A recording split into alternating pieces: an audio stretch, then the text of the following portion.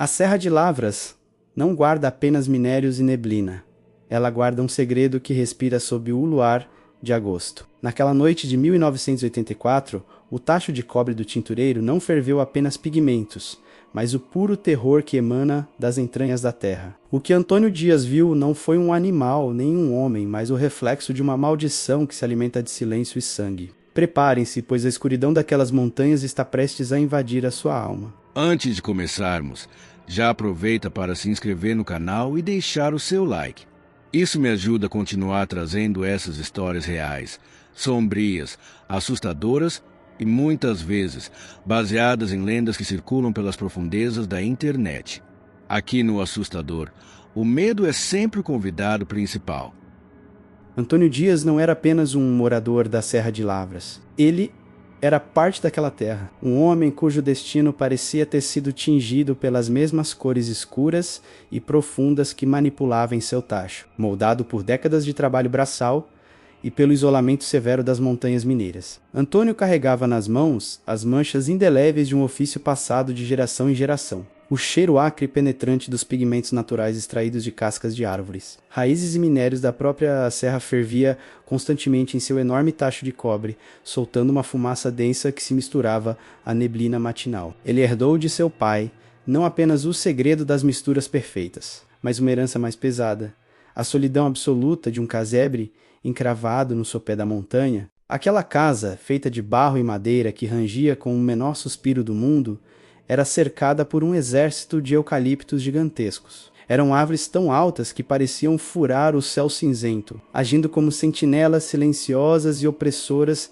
que vigiavam cada passo do tintureiro, filtrando a luz do sol e mergulhando sua propriedade em uma penumbra perpétua, mesmo ao meio-dia. Naquela região isolada de Lavras, o tempo não seguia o ritmo dos relógios da cidade, mas era ditado pelo murmúrio hipnótico e gélido do riacho que serpenteava sua propriedade. Era uma água que nunca secava, cortante como o gelo, onde ele lavava os tecidos pesados antes de submetê-los ao fogo. Antônio passava horas e horas mergulhado nessa rotina solitária, estendendo metros e metros de panos coloridos em varais de bambu que estalavam sob o peso da umidade. Aqueles tecidos, tingidos de vermelho sangue, azul profundo e ocre terroso, dançavam ao vento como fantasmas sem rosto, balançando em um ritmo macabro que parecia sinalizar para algo escondido nas encostas. O cenário, que para um viajante desavisado poderia parecer bucólico e pacífico, carregava uma melancolia intrínseca e sufocante. Era um isolamento que corroía a mente, onde o silêncio era tão vasto que se tornava físico, uma pressão constante nos ouvidos que só quem vive no coração das montanhas,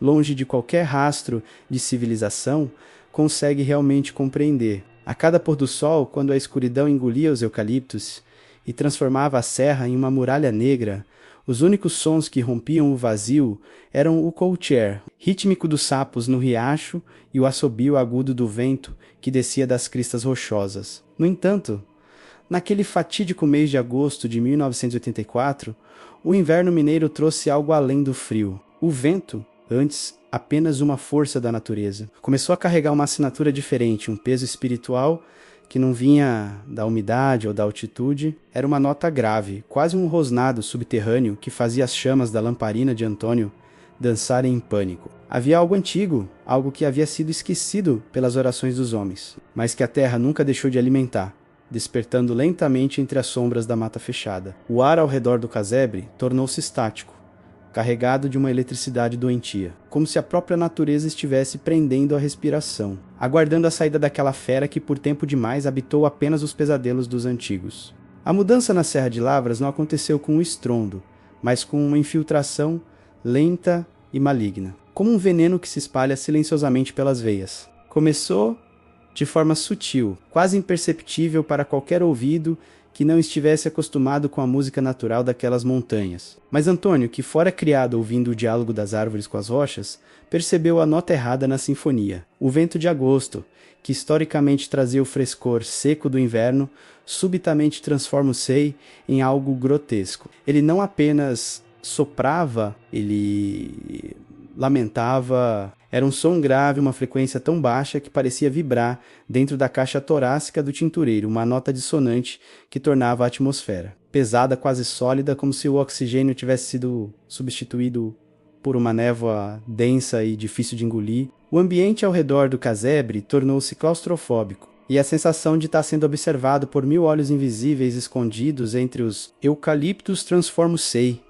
de uma paranoia leve em uma certeza esmagadora. A fauna local foi a primeira a anunciar que o horror havia chegado. Os cães das fazendas vizinhas, animais rudes e acostumados a lidar com lobos-guara e onças pardas, abandonaram sua bravura habitual. O que se ouvia não eram latidos de alerta, mas uivos de puro desespero.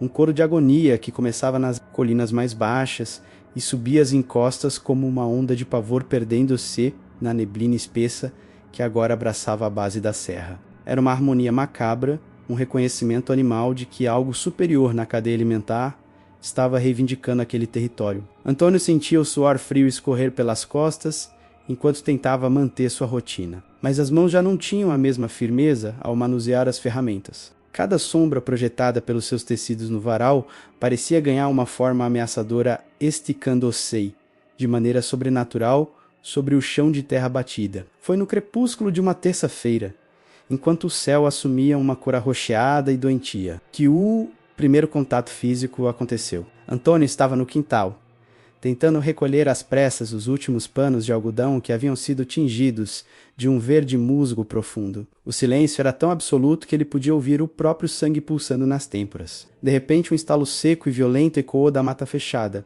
a menos de 10 metros de onde ele estava. Não era o som de um graveto pisado, era o som de um galho grosso sendo partido ao meio, ou talvez, como sua mente aterrorizada sugeriu, o som de um fêmur sendo quebrado.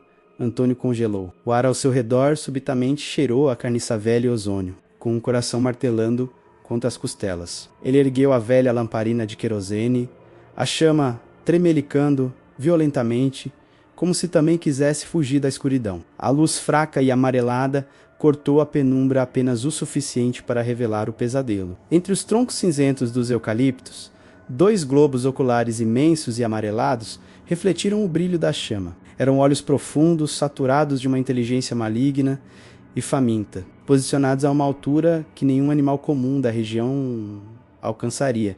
Aquelas órbitas não piscavam, elas apenas o devoravam com o olhar, estáticas e carregadas de uma curiosidade predatória que despojava Antônio de qualquer dignidade humana. Ele era apenas carne, tomado por um instinto primitivo de sobrevivência. O tintureiro soltou os tecidos caros no barro, ignorando o prejuízo, e disparou em direção à porta de sua casa. O som de seus próprios passos pesados era acompanhado por um ruído que faria seu cabelo branquear em poucos dias. O som de algo grande se movendo lateralmente pela vegetação, mantendo o ritmo de sua fuga. Ao bater a porta e passar a tranca de ferro, ele desabou contra a madeira, apenas para ouvir. Segundos depois, o primeiro arranhão. Era o som de garras longas e afiadas subindo lentamente pela parede externa, testando a resistência do barro e da madeira, como se estivessem assinando uma promessa de que naquela noite a segurança era apenas uma ilusão. Quando os primeiros raios de um sol pálido e sem calor finalmente venceram a linha da serra, Antônio Dias não encontrou o alívio que a luz do dia costuma trazer. Ao abrir a porta, ainda segurando o facão com os nós dos dedos brancos de tanta força, ele deparou-se com o rastro do horror impresso no barro úmido do seu quintal. As pegadas eram uma abominação contra a natureza, possuíam a planta larga e o calcanhar de um homem pesado, mas terminavam em sulcos profundos e violentos, marcas de garras longas que haviam rasgado a terra com uma força descomunal. Não havia simetria animal naquelas marcas. Era como se algo humano tivesse sido distorcido, esticado e dotado de ferramentas predatórias. O rastro circulava a casa inteira, concentrando-se sob a janela do seu quarto, onde a terra estava revirada como se a fera tivesse dançado de ansiedade enquanto ele tremia do outro lado da parede, aterrorizado e sentindo que o ar de sua própria casa agora estava contaminado pelo medo. Antônio buscou abrigo na única pessoa que parecia pertencer àquela serra tanto quanto as pedras: o velho Gervásio. O vizinho morava em um sítio escondido por dobras de montanha. Um homem cujas rugas profundas pareciam mapas de tempos esquecidos e cujos olhos guardavam o brilho opaco de quem já viu o que a luz não deveria mostrar. Quando Antônio descreveu os olhos amarelados, o estalo do galho e as pegadas impossíveis. O silêncio que se seguiu foi mais pesado que qualquer estrondo. O rosto de Gervásio, já castigado pelo tempo, perdeu a pouca cor que lhe restava, tornando-se uma máscara de cinza e pavor. Ele não tentou oferecer explicações lógicas. Não falou sobre onças desgarradas, lobos famintos ou andarilhos perigosos. Suas mãos, calejadas por décadas de lida no campo, tremeram visivelmente ao buscarem uma caixa de madeira escura um rosário de contas envelhecidas, enegrecidas pelo uso e pelo suor de gerações. Com uma voz que parecia vir de uma tumba, Gervásio sussurrou sobre o castigo de sangue antigo. Ele explicou que a Serra de Lavras não guardava apenas segredos, mas sentenças. Falou de linhagens amaldiçoadas por pecados cometidos nos tempos das senzalas e dos garimpos, dívidas de sangue que não eram pagas com dinheiro, mas com a transformação da própria alma em algo bestial. Segundo o velho, aquela criatura não era um bicho da mata que entrou no quintal por acaso. Era uma sina em curso, um ciclo de transformação que exigia tributo e que, uma vez que sentisse o cheiro do medo de um homem, jamais cessaria sua caçada. Gervásio sabia, no fundo de seu coração cansado, que trancas de ferro, paredes de adobe ou facões afiados eram brinquedos diante do que espreitava sob o luar. A criatura não buscava apenas saciar a fome da carne, ela buscava o cumprimento de uma maldição que a obrigava a ser o pesadelo daquela região. Ao entregar o rosário a Antônio, o velho U fez como quem entrega uma última arma a um condenado. Ele instruiu o tintureiro a pendurar o objeto na porta principal, não como uma garantia de vida, mas como um último gesto de fé, em um lugar onde Deus parecia ter desviado os olhos há muito tempo, deixando a Serra de Lavras à mercê de forças que a lógica e a razão jamais poderiam explicar. Antônio voltou para casa sentindo que o rosário pesava quilos em seu bolso. Uma âncora de esperança em um mar de escuridão que estava prestes a transbordar. A segunda noite que caiu sobre a Serra de Lavras selou não apenas o destino de Antônio, mas sua alma inteira. Era noite de lua cheia, mas o astro-rei noturno não surgiu com um brilho prateado e reconfortante que as canções populares descreviam. Em vez disso, a lua projetou-se no céu como um olho pálido e doentio, derramando uma luz esbranquiçada e fantasmagórica que parecia sugar a cor da paisagem, transformando a estrada de terra em um palco macabro para uma tragédia iminente. Cada sombra, projetada pelos eucaliptos, ganhava vida própria, dançando com uma malevolência que fazia o coração de Antônio acelerar. O tintureiro estava encolhido em sua casa, o rosário do velho Gervásio pendurado na porta, balançando levemente como um pêndulo hipnótico do terror que se aproximava. O cheiro veio primeiro, uma invasão insidiosa que não podia ser barrada pelas paredes de barro. Era um odor nauseabundo e complexo. O fedor metálico de sangue seco misturado ao ranço adocicado de carne em decomposição. Tudo isso envolto em um perfume úmido e terroso que evocava o fundo de um covil subterrâneo. O ar dentro do casebre tornou-se irrespirável, um coquetel de pavor e putrefação que queimava as narinas de Antônio, fazendo-o lutar para prender a respiração. Ele sabia, sua pele formigava, e os pelos de sua nuca se arrepiaram em um instinto primitivo de fuga. Com os olhos fixos na fresta entre a cortina puída e a janela de madeira, ele finalmente a viu. A silhueta emergiu lentamente da escuridão mais densa da mata, rompendo a linha da árvore como uma aberração da natureza. Era uma criatura de altura imponente, talvez superando os 2 metros de altura, mas curvada sob o peso de sua própria deformidade grotesca. Os ombros eram largos demais, deslocados de forma antinatural, e seus braços, incrivelmente longos, quase arrastavam as mãos com garras pelo chão, enquanto ela se movia com uma lentidão deliberada e assustadora. A pele não era a de um animal comum, era coberta por uma pelagem escura rala e cheia de falhas, com tufos de pelos grossos e ásperos que pareciam crescer de forma caótica, revelando em alguns pontos uma pele pálida e macilenta, coberta por feridas recentes e cicatrizes antigas. O som de suas patas era amortecido pelo barro, mas o peso era inegável. A criatura parou a poucos metros do portão de bambu,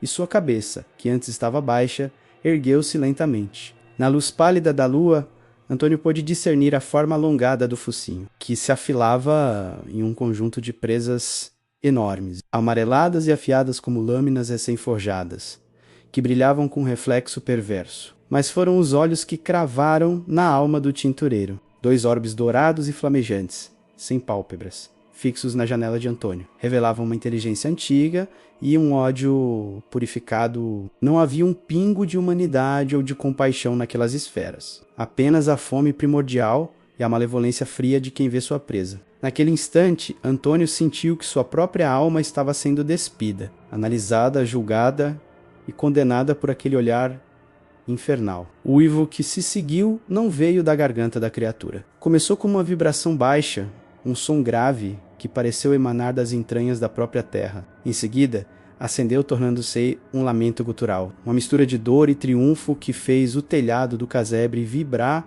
e as janelas estalarem. Era um som que parecia rasgar o próprio tecido da realidade, e o coração de Antônio, que já batia descompassado, falhou uma batida, quase parando completamente. Ele desabou contra a parede, cobrindo a boca para abafar um grito que estava preso em sua garganta. A fera, com seu olhar dourado fixo na casa, parecia saborear o pavor que havia instilado. O terror psicológico que até então corroía a mente de Antônio como um ácido lento. Deu lugar à violência física e brutal no momento exato em que a criatura decidiu que o tempo de observação e tortura mental havia acabado. O silêncio da noite foi estilhaçado por um estrondo seco, um impacto pesado de patas maciças atingindo as telhas de barro do casebre. O som não era de um animal leve, era o peso de uma massa muscular impossível, uma força que fazia as vigas de sustentação da casa gemerem sob a pressão. Lá dentro, Antônio sentiu o pó do teto cair sobre seus ombros, enquanto o teto ondulava. Ele se armou com seu velho facão de roça, uma lâmina escurecida pelo tempo,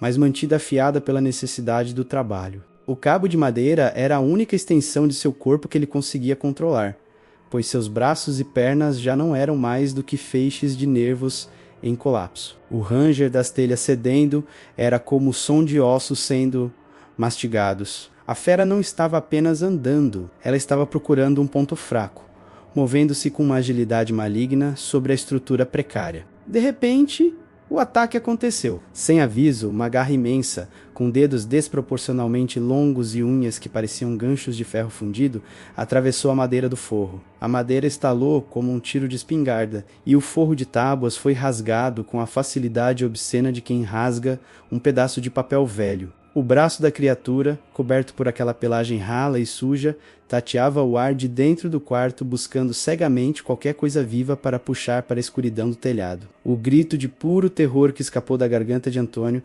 foi imediatamente abafado por um som ainda mais horripilante. No ápice do seu desespero, ele golpeou o braço intruso com toda a força que o pavor lhe proporcionou. O facão encontrou carne e osso. Um urro de dor, visceral e estridente, explodiu acima de sua cabeça, fazendo os utensílios de cozinha de Antônio chocalharem nas prateleiras. A garra recolheu-se instantaneamente, deixando para trás um rastro de sangue escuro e espesso que começou a pingar ruidosamente no chão de terra. Batida, plique, plique, plique. Aquele som cadenciado e úmido era agora a única música naquela casa. O silêncio que se seguiu a esse ataque foi ainda mais aterrorizante do que o próprio barulho da invasão. Era um silêncio carregado, uma trégua fúnebre, onde a fera ferida e agora possivelmente mais furiosa aguardava do lado de fora.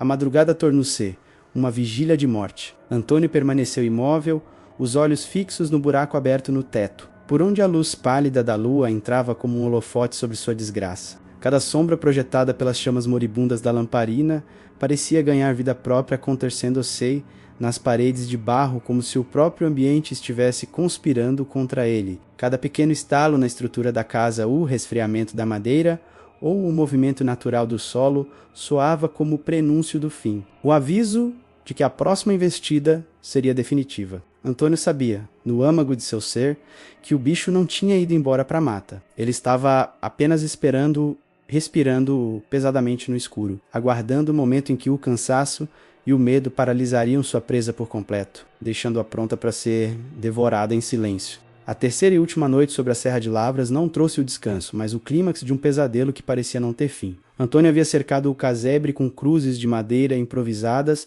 e reforçado as trancas com orações desesperadas. Mas a proteção do velho Gervásio provou ser insuficiente, diante de um ódio que havia sido purificado pelo sangue e pela lua. A criatura não era mais um observador curioso. Agora ferida pelo golpe de facão da noite anterior, ela retornara movida por uma fúria cega e primitiva. Ela não usou de sutileza, não houve arranhões ou testes no telhado. O ataque foi uma explosão de violência pura. A porta de madeira maciça, que resistira a décadas de tempestades, foi arrombada com a força de um tronco de árvore centenário sendo arremessado por um titã. O impacto lançou Antônio violentamente contra o canto escuro da sala, fazendo seus pulmões implorarem por ar enquanto a lamparina caía, estilhaçando-se e apagando a única luz que o separava do abismo. O ambiente mergulhou em um breu total, um vácuo onde os sentidos de Antônio se tornaram hiperaguçados pelo pânico. No silêncio sufocante, ele ouvia apenas a respiração da fera,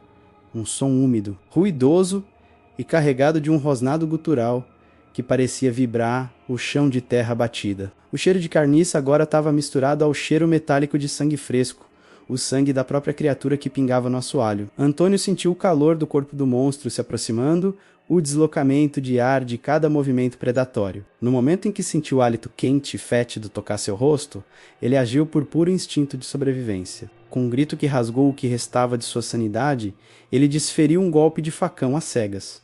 Uma trajetória desesperada no escuro que, por um milagre ou maldição, encontrou o pescoço da fera. O monstro emitiu um som que não era um uivo, mas um engasgo humano de agonia. O corpo pesado desabou sobre a mesa de tingimento, quebrando as pernas de madeira e espalhando pigmentos escuros pelo chão, misturando as cores da arte de Antônio com o fluido vital da besta.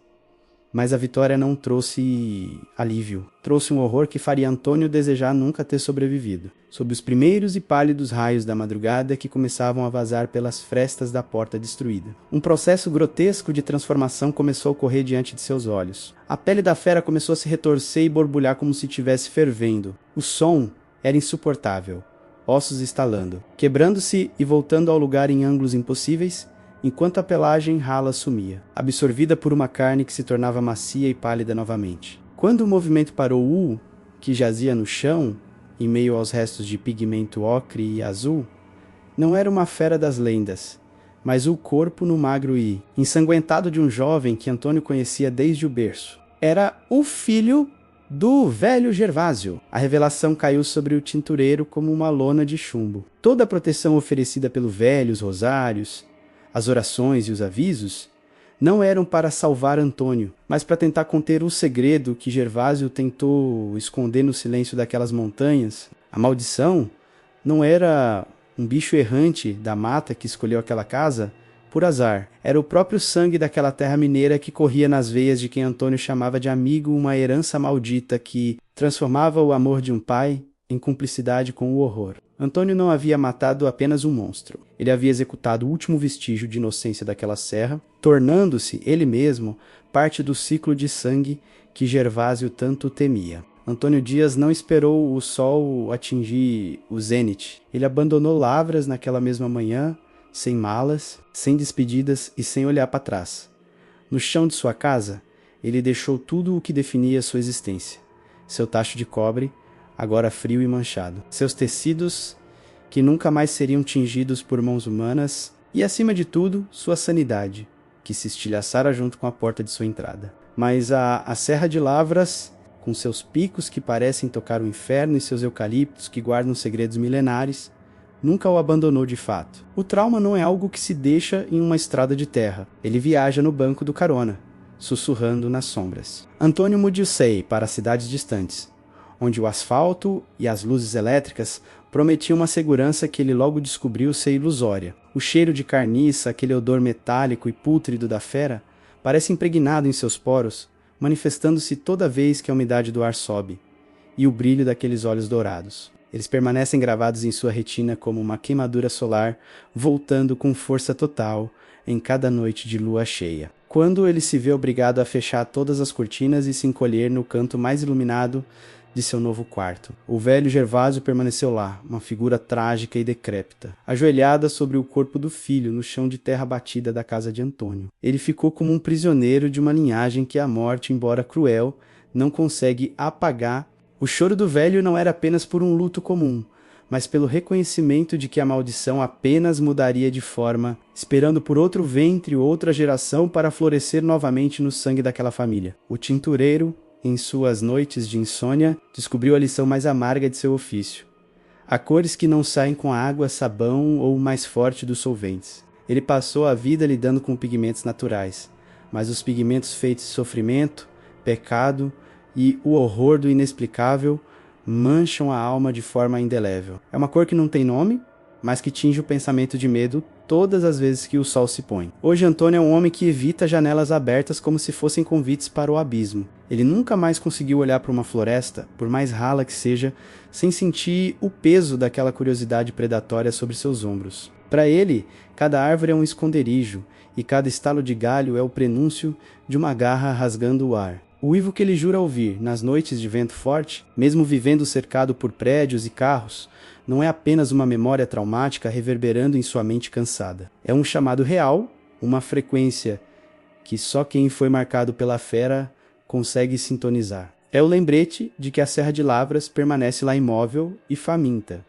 exalando sua neblina doentia e esperando pelo próximo estranho, pelo próximo viajante ou pelo próximo tintureiro que se atrever a escutar sua canção de niná, feita de sangue e segredos antigos. Agora, quando você apagar as luzes e o silêncio da noite se tornar pesado demais, lembre-se do tintureiro. O vento que sopra lá fora pode não ser apenas o clima, mas algo que já sentiu o seu cheiro e está subindo o seu telhado agora. Não olhe para a fresta da porta, pois o brilho dourado pode estar esperando o seu olhar. A maldição da serra nunca dorme, ela apenas troca de hospedeiro. Boa noite e tente não ouvir o que arranha a sua parede. Se você gostou dessa história, se inscreve no canal O Assustador e deixa o like. Isso me ajuda a continuar trazendo mais relatos sombrios, reais e assustadores como esse.